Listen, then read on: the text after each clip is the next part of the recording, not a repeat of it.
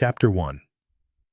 The Mysterious Arrival. The sun had barely begun to set, casting long shadows across the darkened manor as I stood at the edge of its vast estate.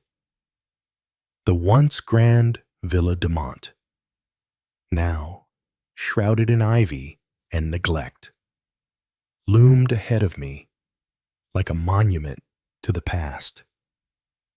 I adjusted the collar of my coat against the biting wind, clutching the letter that had brought me here.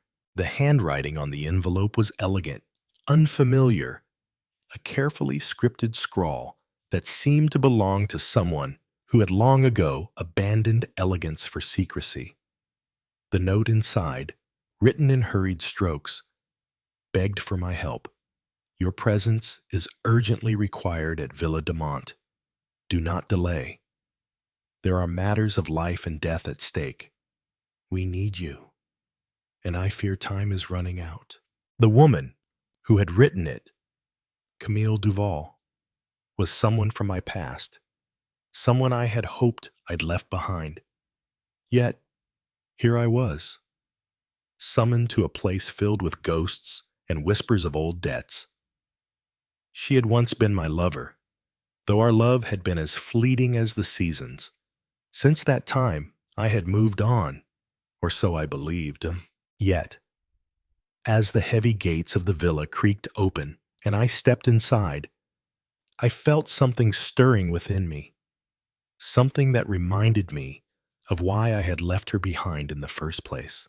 I was greeted by an old servant, his wrinkled face obscured by a large, bushy mustache.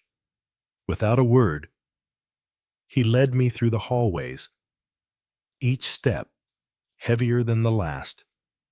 It was as if the very walls of the villa were breathing, pulsing with a life of their own. Every painting on the walls seemed to watch me.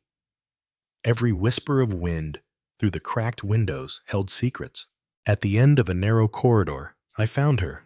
Camille stood by the large, darkened fireplace, the firelight casting shadows across her face. She was as beautiful as I remembered, though time had not been kind to her. Her eyes, once full of fire, were now haunted, dimmed by years of regret, loss, and, undoubtedly, fear. She turned as I entered, and for a brief moment, neither of us spoke. The silence between us was thick, pregnant with memories and unspoken words.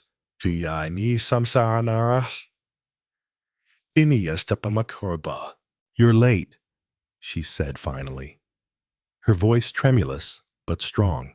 I had to come from Paris, I replied, my tone even, though I could feel my heart racing in my chest. I had no choice but to send for you, she continued, stepping closer, her gaze steady, though there was an undeniable tremor in her hands. The danger is real, and it's closing in faster than I expected. But I didn't want to bring you here unless it was absolutely necessary. I raised an eyebrow. Curiosity piqued. And what exactly is this danger? What's happened here? She hesitated, her lips pressing together in a tight line, as if she were deciding whether to tell me everything or to keep something hidden. Finally, she spoke. I'm afraid something terrible has happened. Someone is dead. Before I could respond, the old servant returned, his voice low. The master's study is ready for you, monsieur. He is expecting you. I looked at Camille, who gave a small, almost imperceptible nod. Come, she urged. You need to see this for yourself. Chapter 2. A Crime in the Night. The study was a room that spoke of power and wealth, with dark wood bookshelves that lined the walls, filled with dusty volumes and papers. A large desk stood at the far end of the room, cluttered with half-open letters and broken glass. The air was thick with the scent of aged leather and old ink. At the center of the room lay a body, the man Camille's husband. Jean Dumont was sprawled across the floor, his body twisted unnaturally, his face pale and lifeless. A large, silver dagger protruded from his back, the tip stained with blood. But it wasn't just the sight of the murder that struck me. It was the strange way the body had been positioned, as if someone had carefully arranged it in a deliberate way, trying to send a message. His body lay in front of a large, open window, the curtains billowing slightly with the evening breeze.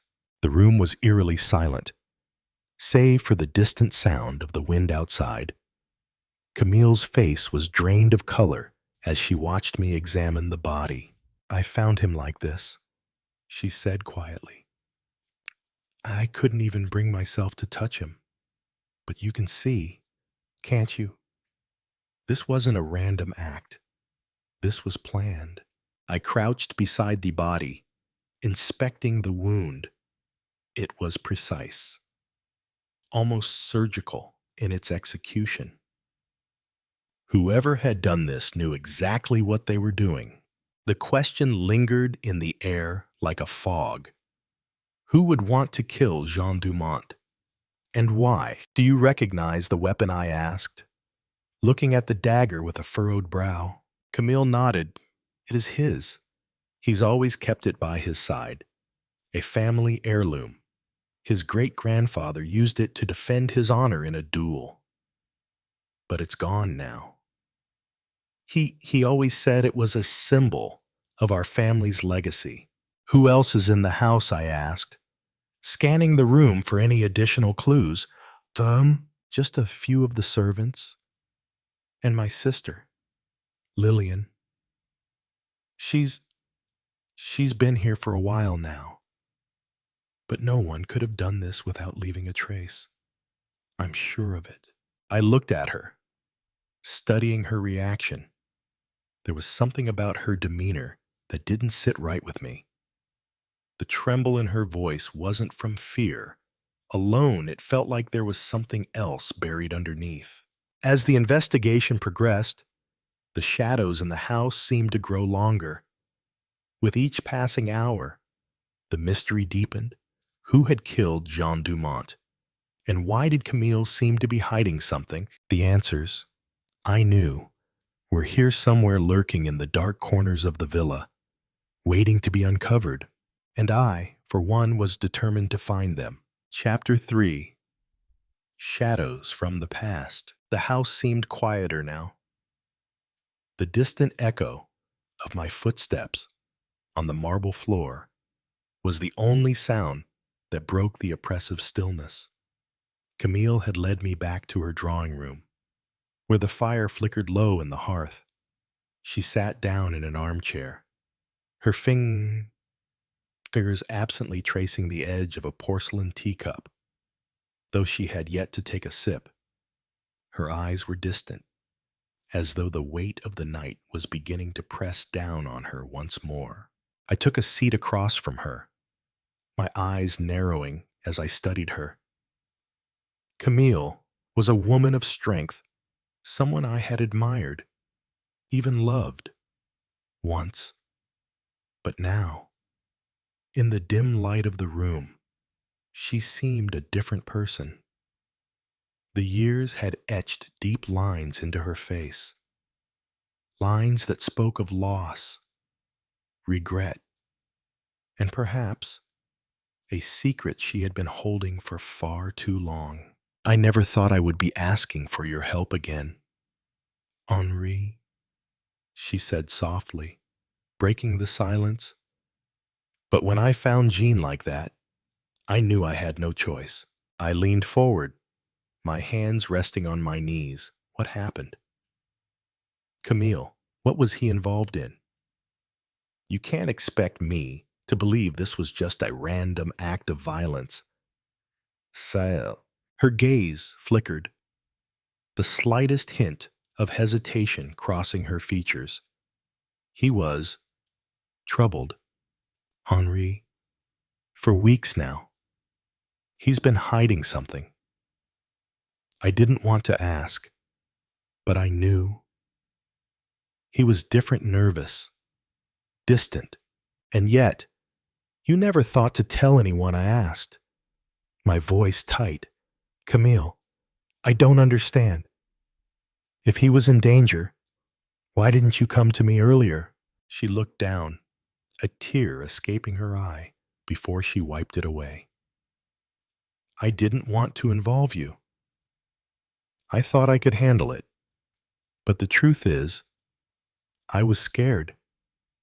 I don't know what Jean was tangled up in, but I could feel it in my bones. This wasn't just a family matter. He had enemies. Dangerous ones. Enemies who? Camille shook her head. I can't say. Jean kept it all hidden, but he was getting desperate. Henri. And then, just a few days ago, he received a strange letter. A letter from someone named Duveen. He was going to meet this person, but I don't know where or why. Duveen? I repeated the name, the hairs on the back of my neck standing on end. It sounded familiar, but I couldn't place it. I needed to know more. I didn't think it was serious. Camille continued, but now, with Jean dead, I can't ignore it. Duveen must be involved, maybe even behind this. I nodded slowly, my mind working through the possibilities. I had a sense that this wasn't just about money or love. It was something deeper, darker, something that had been festering for a long time. I'll find this, Duveen, I said firmly, standing up. But I need your help. Camille, you have to trust me. We need to look at everything, his letters, his contacts. You said there was a meeting. Do you have any idea where he went? Camille seemed to hesitate, as though struggling with the weight of the decision. Finally, she nodded. Jean kept a safe. She said quietly, It's in his study. I don't know the combination, but he always kept a key with him. It's likely where he kept all his important things, the letters. Anything related to Duveen. I turned to leave the room, but Camille stopped me with a soft plea. Henri, be careful. Whoever did this, they're still here.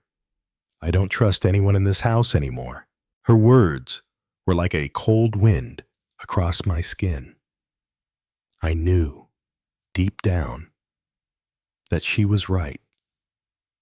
The danger was far from over. Chapter 4. Unraveling the Web. The study was where it all started. The walls, lined with leather-bound books and ancient artifacts, told the story of a man who had spent his life gathering knowledge, wealth, and influence. But none of that mattered now. The man who had lived here was gone, and in his place, only questions remained. I stepped into the room, my eyes scanning the shelves, the desk, and the drawers. It was as if Jean had left behind a trail of breadcrumbs for me to follow. But where would it lead? The safe was tucked behind a large portrait of a long-dead relative. It seemed out of place, as though someone had tried to hide it in plain sight. I ran my fingers along the edges of the painting, feeling for any hidden mechanism. My hand brushed against a small button, and with a soft click, the safe door swung open. Inside, I found a small collection of documents. One caught my eye. A letter. Much like the one Camille had described, the handwriting was elegant, but the words were laced with a sense of urgency. You know what is at stake. Jean, Time is running out. Meet me tomorrow at the old warehouse on Rue Saint-Pierre. The information you need will be there. Don't tell anyone. It must remain our secret. I stared at the letter, the name Duveen flashing in my mind. This was the key. But why a warehouse? What was hidden there? I was about to examine the other papers when a sound behind me froze me in my tracks. A soft footstep on the floor, followed by a faint cough. I spun around, my hand instinctively reaching for the gun at my side. But it wasn't an enemy who stood in the doorway. It was Lillian, Camille's sister. She looked pale, her eyes wide with fear. "You shouldn't be here," I said, my voice sharp. "This is dangerous." "I know," she whispered, stepping forward hesitantly. "I need to tell you something, Henri. Something important." I raised an eyebrow, intrigued despite myself. "What is it?" Lillian took a deep breath, as if gathering courage, then spoke in a rushed, frantic tone. "I saw Jean that night, the night he was killed. He wasn't alone." I waited, my heart pounding in my chest. Who was with him? Her eyes darted around the room, as though making sure no one was listening. Then, in a whisper, she said, "It was Duveen. I saw him through the window. He was waiting for Jean in the garden. And there was something off about the way they were talking. I don't know what they were saying, but it didn't look like a friendly conversation." I felt a chill creep down my spine. This was more than I had bargained for. Duveen wasn't just involved in the murder. He was part of something much larger. And now, it seemed, the web was closing in around me. "Where can I find him?" I asked urgently, my eyes fixed on Lillian. She shook her head. "I don't know. But I heard them mention a place, Rue Saint-Pierre. That's all I know. I swear." "Thank you," I said, my voice steady despite the storm of thoughts racing through my mind. "Now, get out of here. And don't tell Camille what you've just said. She's already in enough danger." Lillian nodded quickly, turning to leave. But before she vanished from sight, she stopped and turned back. "There's one more thing," she said quietly. "The woman, the one who visited Jean. I saw her too. It wasn't Camille." I stood frozen, 1,000 questions swirling in my mind. But there was no time to ask them. I had to find Duveen, and fast.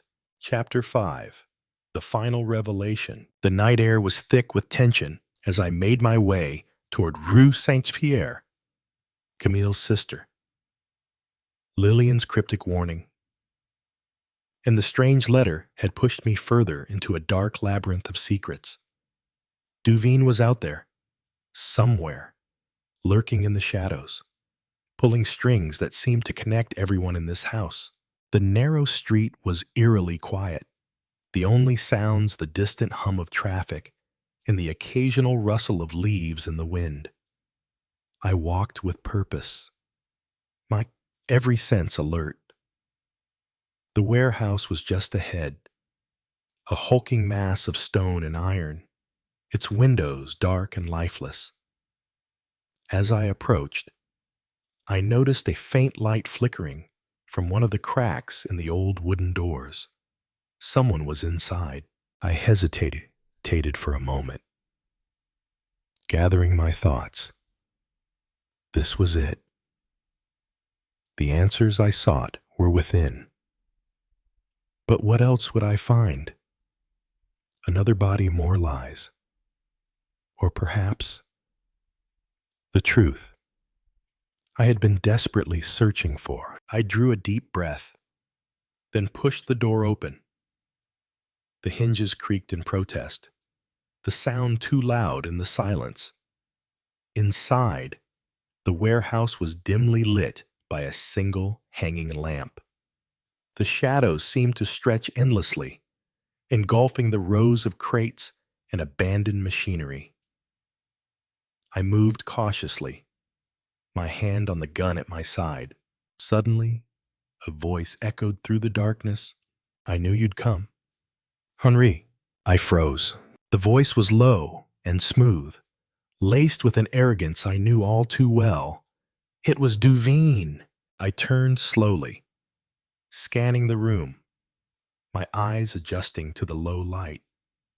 There, in the far corner of the warehouse, stood a man I had only heard of in rumors and whispers. Duveen himself. He was tall, with dark hair and sharp features, wearing a tailored black suit that seemed out of place in such a rundown location. His cold, calculating eyes locked onto mine, a slight smile playing at the edges of his lips.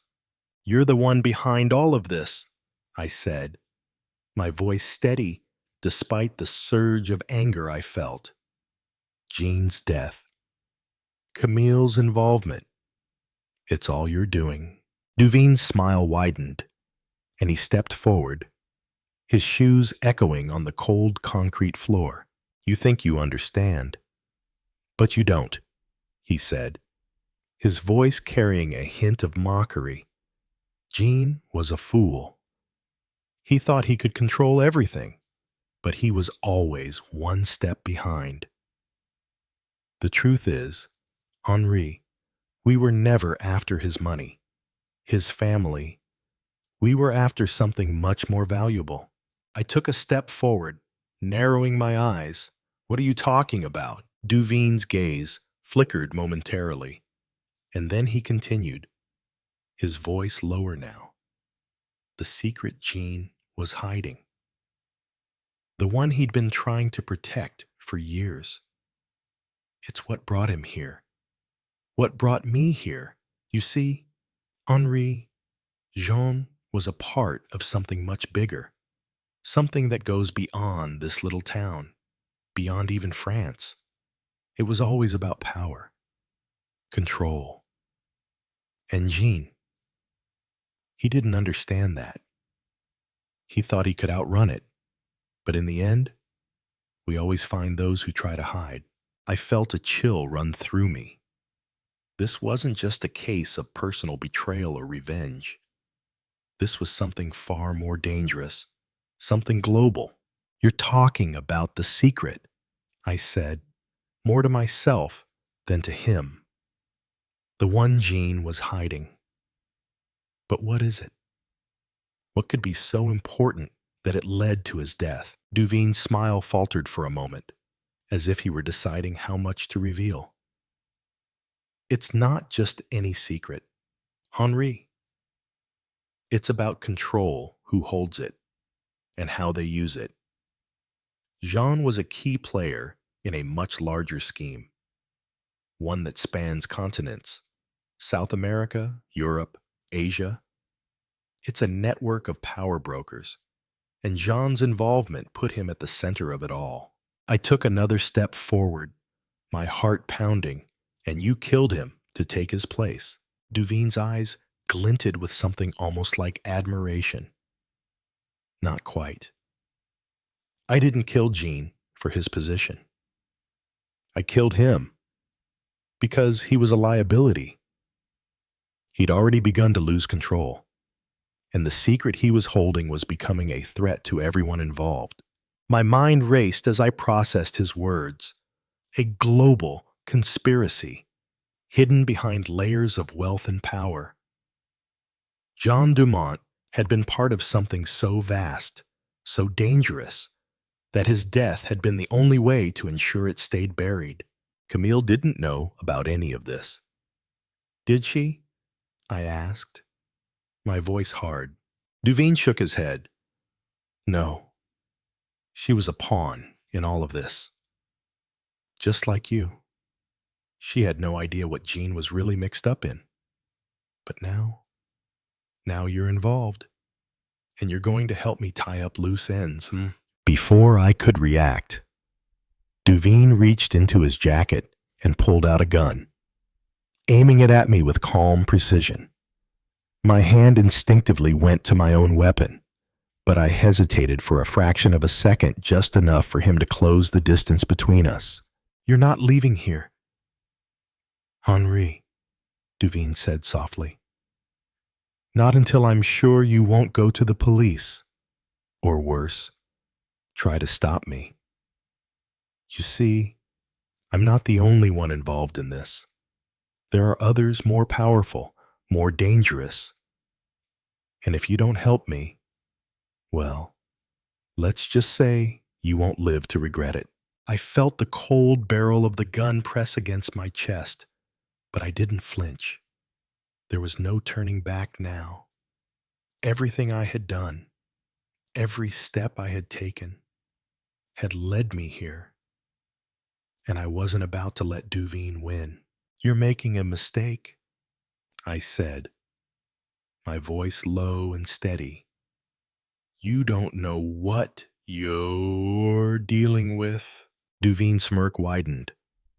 But just as he was about to pull the trigger, there was a sudden noise, a loud bang followed by the sound of something crashing to the ground. Duveen's eyes widened in surprise, and he turned just in time to see a figure dart out from the shadows, a blur of motion, and then, with a final scream, Duveen was on the ground, his gun slipping from his hand. I barely had time to register what happened when I saw Camille standing there, her face pale but determined. She was holding a gun.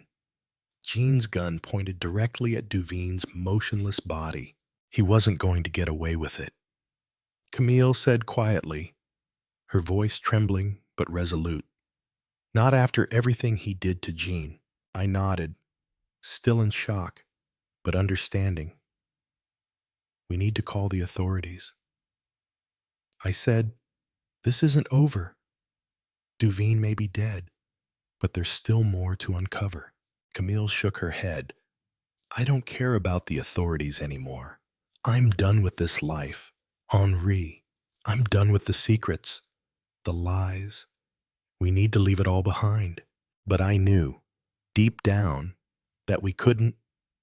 The shadows of the past were too deep, and some secrets were never meant to stay buried. Chapter 6.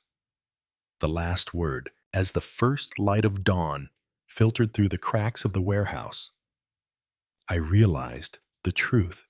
The case was never truly solved.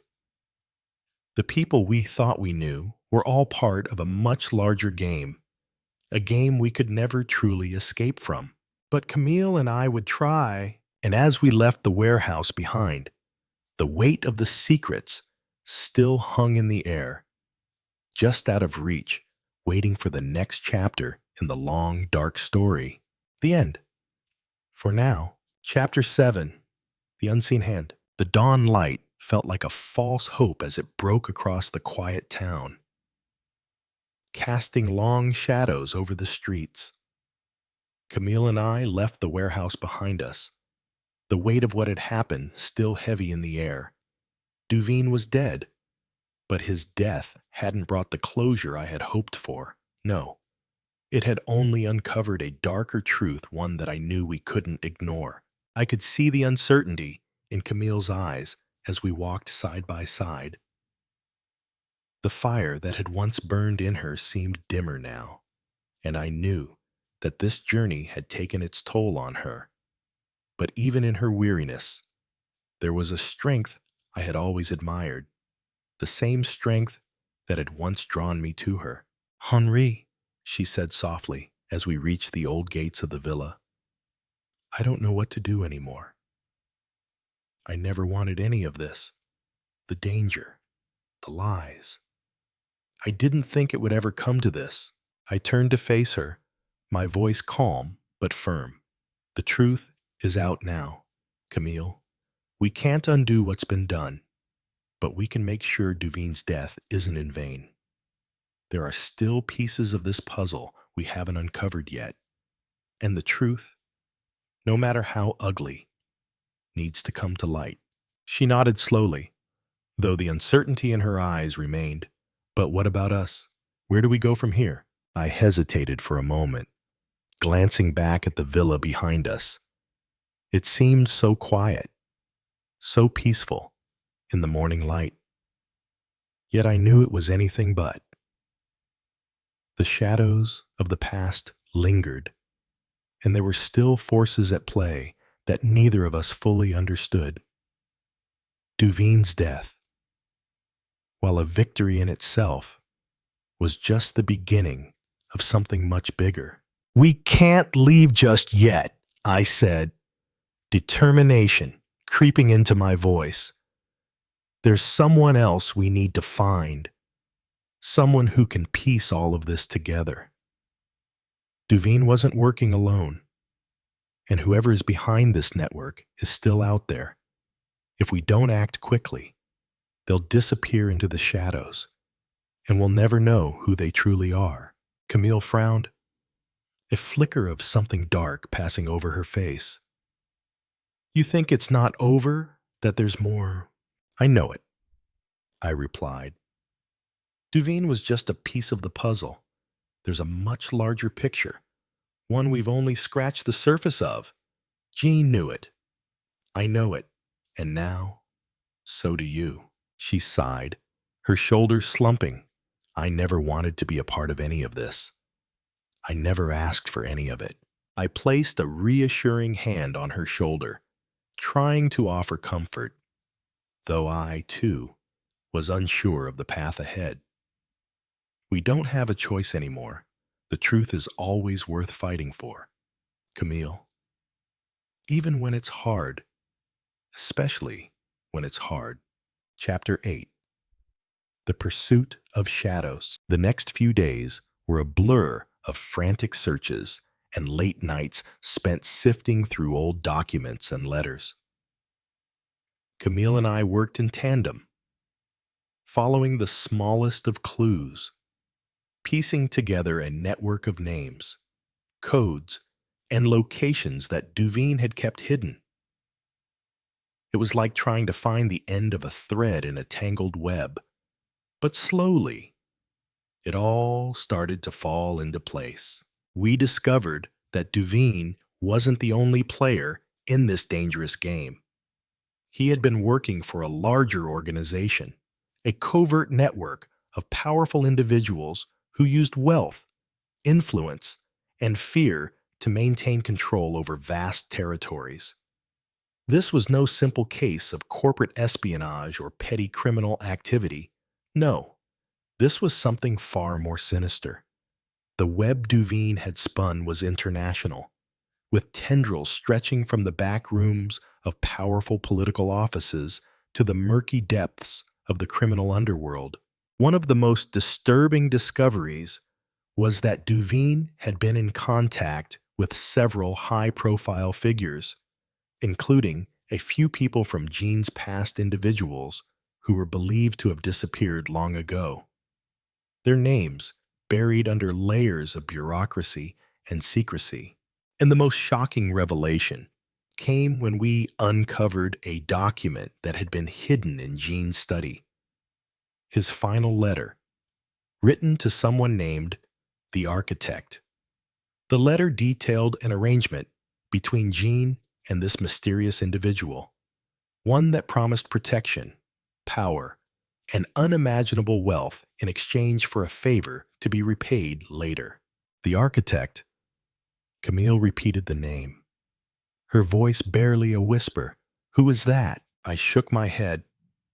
I don't know yet, but I intend to find out. Whoever they are, they hold the key to everything. And they're not going to let this go without a fight. Chapter 9.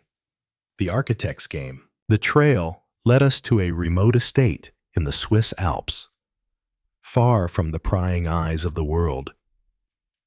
The Architect we discovered, had been using the villa as a base of operations, carefully orchestrating the entire network from behind the scenes. Whoever they were, they had the resources, the manpower, and the ruthlessness to stay hidden for years.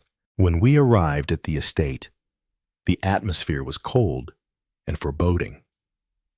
Snow blanketed the ground in thick layers, and the sky was dark, as if reflecting the weight of the secrets buried within the walls of the grand house. Every step we took seemed to echo in the stillness, and I felt an eerie sense of being watched. We were not alone.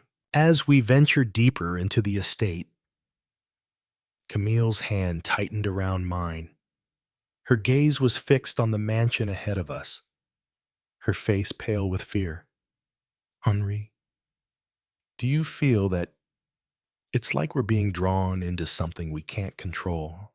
"I feel it too," I admitted, my voice low. "But we have no choice now. We've come this far, and I'm not going to back down." We pushed open the massive wooden doors, and inside, the house was strangely silent. The air was thick with the scent of aged wood and smoke. It felt like we were stepping into another world, a world where power and manipulation reigned, and every step forward was a gamble with our lives. In the heart of the mansion, we finally met the architect. He was sitting in a large, high-backed chair, his face obscured by the shadow of his hood. But even in the dim light, I could feel his presence cold, calculating, and all-knowing. "You've come," the architect said, his voice soft yet commanding. "I was wondering when you would find me." Camille stepped forward, her expression hard. "What do you want from us?" The architect's lips curled into a smile, though his eyes remained hidden. "What I want is very simple. Power, and the ability to stay hidden, to pull the strings behind the scenes without anyone ever knowing my name. You, Henri, and your lady here are simply pawns in my game. And your time is up." With those words, the final pieces of the puzzle clicked into place. The game had always been bigger than we had realized, and the architect was the one who had been controlling it all along. Now it was up to us to break free. Chapter 10. The Final Reckoning. The architect's plan had been nearly perfect, but it had one fatal flaw, underestimating Camille and me. We fought back, using every ounce of wit, skill, and resource we had. It was a battle of intelligence, strategy, and survival. And when the dust finally settled, we stood victorious, though not without scars. The architect was no longer a shadow. His empire crumbled, and the truth about the conspiracy was laid bare for the world to see. But as I stood with Camille, looking out at the shattered remains of everything we had fought for, I knew one thing for certain: the game would never truly be over. The shadows would always remain, waiting for the next player to step into the light. And we, the unwilling pawns, would always be caught in the middle. Chapter 11. The Ghosts of the Past. The days after the architect's fall passed in a haze of legal wrangling, secret meetings, and quiet moments of reflection. The world was finally beginning to understand the scale of the conspiracy we had uncovered, the dark network of power brokers, corrupt politicians, and shadowy figures from across the globe had been exposed. Their secrets no longer buried in the dark corners of the world. But as much as I tried to focus on the victory, there was still a sense of unease that lingered, like a storm cloud that refused to dissipate. The architect was gone, but his influence was not. The truth had been revealed, but the aftermath left us questioning how many more like him were out there. Camille and I returned to Paris for a time, seeking solace in the familiarity of the city. But even amidst the bustling streets and the comforting hum of everyday life, I couldn't shake the feeling that someone was still watching us. One evening, after a quiet dinner in a dimly lit cafe, Camille looked at me across the table, her expression unreadable. "Henri," she said softly, her voice almost lost in the noise of the crowded cafe. "Do you think we've really won? Or are we just pawns in another game?" I took a deep breath, staring at the glass of wine in front of me, my mind racing. "I don't know, Camille, but I do know one thing. There's always more to the story. The architect was only one piece of the puzzle. And now that he's gone, the question is, who fills the void?" She looked away for a moment, her fingers tracing the edge of her glass, lost in thought. "I don't want to keep running, Henri. I don't want to be part of this world anymore." I reached across the table, taking her hand in mine, feeling the warmth of her skin. "You don't have to, Camille. But this isn't just about us anymore. There are others out there, people we've yet to uncover. And if we don't stop them, they'll rise again." The weight of her words hung in the air between us, unspoken fears and doubts swirling in the silence. She was right. As much as we wanted to walk away from all of it, the ghosts of the past would always haunt us. There were too many secrets left uncovered, too many people who had yet to be brought to justice. Chapter 12. The Silent Witness. Weeks passed, and the uneasy sense of unfinished business followed us wherever we went. We spent our days in Paris, trying to live normal lives, but the calls, the messages, the whispers, they never stopped. It was as though we were marked, targets for those who wanted to protect their power and keep their secrets buried. One evening, I received an unexpected visit at my apartment. I had just returned from a meeting when I found an envelope slipped under my door. No return address, no name, just a single, cryptic message written in neat, elegant handwriting. "The game is far from over. Meet me where the past begins." The words sent a chill through me. I knew exactly where it led. It was a place from my past, a place I had thought I'd left behind forever. The old mansion in the countryside where I had once worked as a young investigator, where I had first crossed paths with Jean Dumont and many of the people involved in this tangled mess. The place where the shadows of the past still lingered. I showed the letter to Camille, her face pale as she read it. "I think it's time we go back," I said quietly. "We need to finish this." Chapter 13. The Return to Shadows. The drive to the mansion was long, the roads winding through the dense forests and misty hills of the French countryside.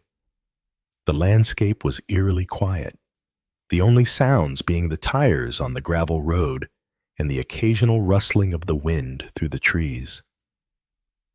Camille sat beside me, her hands folded tightly in her lap, her eyes fixed on the road ahead. Neither of us spoke. When we arrived at the mansion, the gates were closed, and the once grand estate now stood in ruins.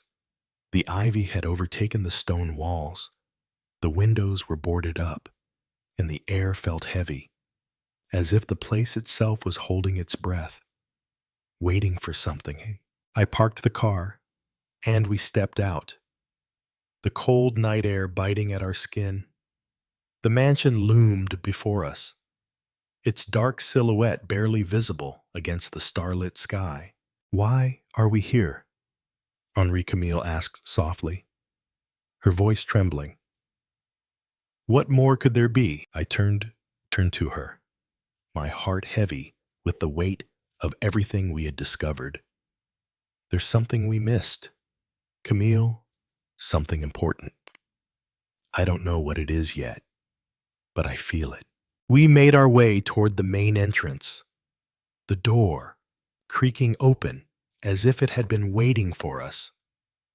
Inside, the grand hall was eerily silent, the smell of dust and decay hanging in the air. The large chandelier overhead was broken, its pieces scattered across the floor. In the center of the room, on the dusty floor, lay an old leather-bound book, open to a page that seemed to call out to me. I walked over and picked it up, brushing the dust away. The page was filled with strange symbols and cryptic writing words in a language I didn't recognize. But one word stood out: Duveen.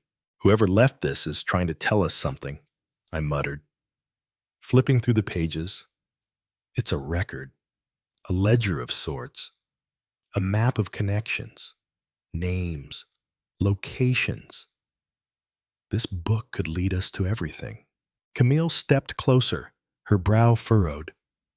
"What do you think this means?" I said slowly, my voice heavy with realization that we've only just scratched the surface. Duveen was more than just a player in this game. He was a part of something much bigger, something far-reaching. And whoever left this book here wants us to uncover it. As I stared down at the symbols and names, a shiver ran down my spine. The architect may have fallen, but there were others who still moved in the shadows, pulling the strings. I looked at Camille, a grim determination in my eyes. This isn't over. Camille, not by a long shot. The people behind this, they won't stop. But we're going to make them. Chapter 14. The Long Shadow. The road ahead was unclear, filled with danger and uncertainty. But one thing was certain: our lives would never be the same. The ghosts of the past, the secrets, and the lies, they would always be with us, lurking in the shadows. But together, Camille and I would face them. We would uncover the truth, expose the hidden powers, and fight against the forces that sought to control us all. The game was far from over, and this time, we would play it on our terms. Chapter 15. Beneath the surface. The days following our return to the mansion were filled with uncertainty. The leather-bound book we had found was a puzzle in itself. Pages and pages of symbols, names, and cryptic messages that made no sense at first glance. Each night, I would pore over it, trying to decipher its meaning, but the answers seemed just out of reach. Camille had been quieter than usual, as if the weight of everything we had uncovered was beginning to break her. I couldn't blame her. We had unearthed a world that was darker than we ever imagined, a world filled with corruption, violence, and manipulation. People like Duveen were just the tip of the iceberg. We had spent hours studying the symbols, but it wasn't until the fifth night, as the rain began to fall in torrents outside, that I found something significant. One of the symbols, which had appeared repeatedly in the book, was not just a random mark. It was a code. I carefully drew it out on a piece of paper, comparing it to the strange notes Duveen had written in his letters. The more I studied the patterns, the clearer it became. This wasn't just any code, it was a map to an undisclosed location, buried somewhere in the heart of Europe. Henri! Camille's voice broke through my concentration. I looked up to see her standing at the doorway, her face drawn with worry. What are we going to do?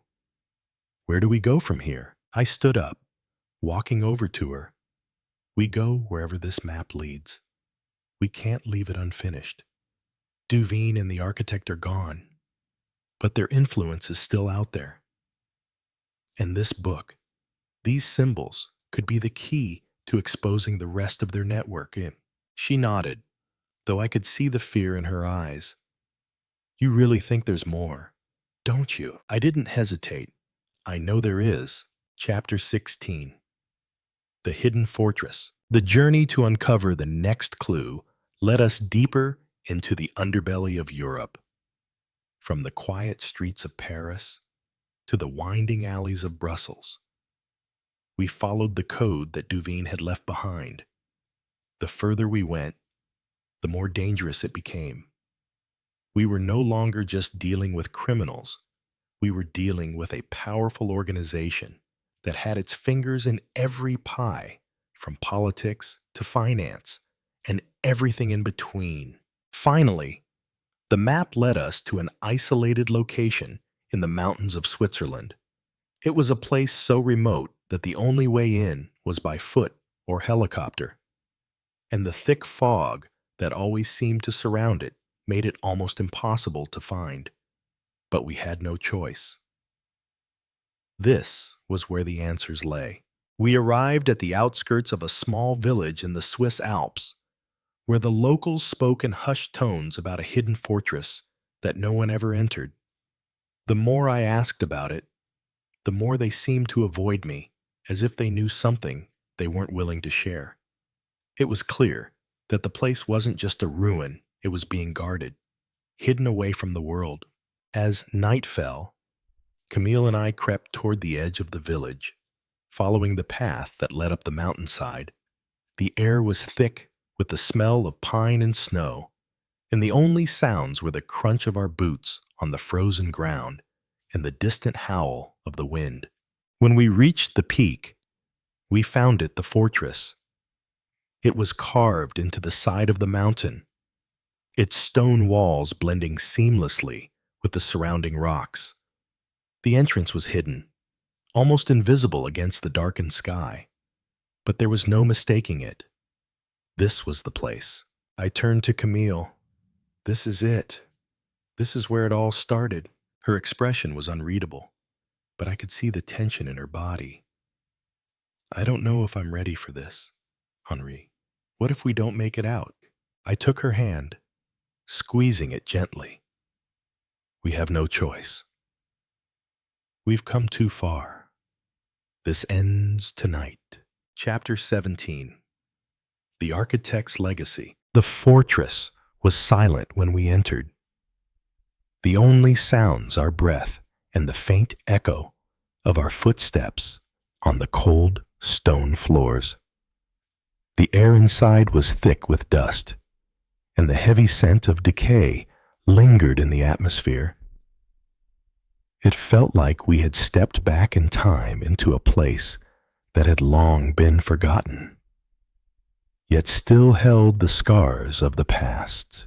We explored the winding corridors, each turn leading us deeper into the labyrinth. The walls were covered in strange symbols, the same ones from the book, as if the fortress itself had been built to protect something valuable. We continued onward, our hearts pounding in our chests, knowing that we were getting closer to the truth. Finally, after what felt like hours, we reached a large chamber. In the center of the room stood a stone pedestal, upon which rested a single object. It was a key that seemed to glow with an otherworldly light. I stepped forward, drawn to it, my hand reaching for the cold metal. As my fingers brushed against the key, I felt a sudden surge of energy, a connection that I couldn't explain. It was as though I was holding a piece of history, something that had been lost for centuries. The key to everything, Camille whispered, her voice barely audible. I nodded, unable to speak. The key was more than just a physical object. It was a symbol of the power that the architect and Duveen had held. This key opened doors, literal and metaphorical, and I knew it was the last piece of the puzzle. But as I held it in my hand, I realized something else. This key wasn't just the end of the road. It was the beginning of something far greater, a war that was far from over. Chapter 18. The price of knowledge. As we left the fortress behind us, our minds were racing. The key in my hand seemed heavier than ever. What had we uncovered? What secrets lay behind the door that the key would open? I glanced at Camille, whose face was a mirror of my own thoughts, concerned, yet resolute. We have to go back. We have to find out what this key unlocks. We can't let them win. She nodded. But who are they? Henri. Who are we fighting against now? I didn't have an answer. The more we uncovered, the more questions there were. Duveen was gone. But the architect's legacy lived on in the network they had built. A network that was still out there, still operating in the shadows. As we made our way back down the mountain, a sense of foreboding settled over me. This wasn't the end. It was only the beginning. And the people we had uncovered, people who had thought themselves untouchable, would not go down without a fight. The war we had entered was one of secrets and power. And it was a war that would take everything from us. But we were ready, because some battles, Henri knew, were worth the fight.